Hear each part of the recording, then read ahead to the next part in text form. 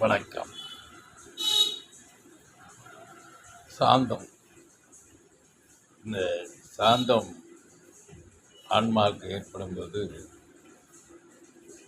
மதமும் இல்லை, குறியீடு இனமும் இல்லை, எல்லாமே கலந்துவிடும். எஞ்சுவது சாந்தம்தான், அமைதிதான், இன்பம்தான், வெட்டவெளிதான், பரவெளிதான்.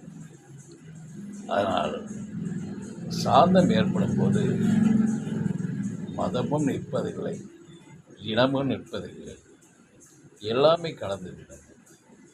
இது பேரானந்த ஒரு நிலையை, ஆனந்த நிலையை உண்டாக்கும். இந்த சாந்தம் மதத்தை கடந்தது, குறியீடை கலந்தது, அனைத்தையும் கலந்திருக்கும். இந்த சாந்தம் நிலை ஒரு பரம திருப்தியான பரவெளியான ஒரு இன்ப நிலை. இப்போ உலக நாடுகளில், சில நாடுகளில் மதத்தை கடந்து, இனத்தொடரை கடந்து சாந்த நிலையில் சென்று கொண்டிருக்கிறார்கள். சில நாடுகளில் இந்த சாந்த நிலை, பரவச நிலை, பரவொளி நிலை நேசிக்கிறார்கள். அது வழி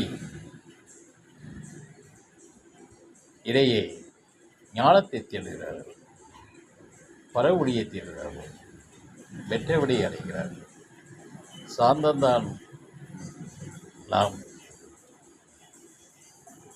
வாழ்வின் ஆன்மாவின் பெருக்கத்துக்கு இந்த சாந்த வெளிதான், சாந்தம்தான் முழுமையை தருகிறது.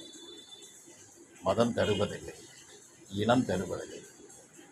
இது வேறுபடுத்துகிறது.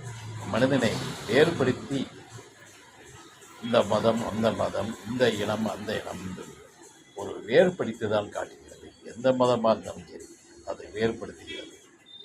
ஆனால் சாந்த ரூபத்தில் போகக்கூடிய ஒரு இறைஞான நிலை வேறுபடுத்துவதில்லை.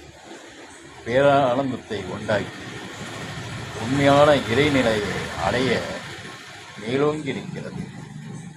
ஆகையால் நாம் சாந்தம் என்னும் ஞான நிலையை, இந்த பேரின்ப நிலையை பெற்றிட இறை நோக்கோடு, பிரபஞ்சத்தோடு ஐக்கியப்பட்டு இறையாக இருக்கிறது.